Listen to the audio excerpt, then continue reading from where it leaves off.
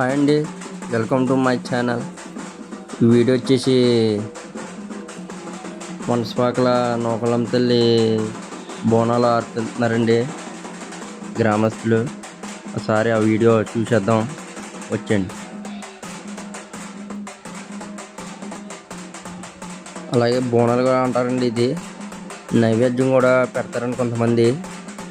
అంటే ఈరోజు ఇంకా ఫస్ట్ అమావాస్య అండి, అందుకని అమ్మకి నైవేద్యం పెట్టి కొంతమంది దీపాలు వెలిగించుకుని వస్తారండి.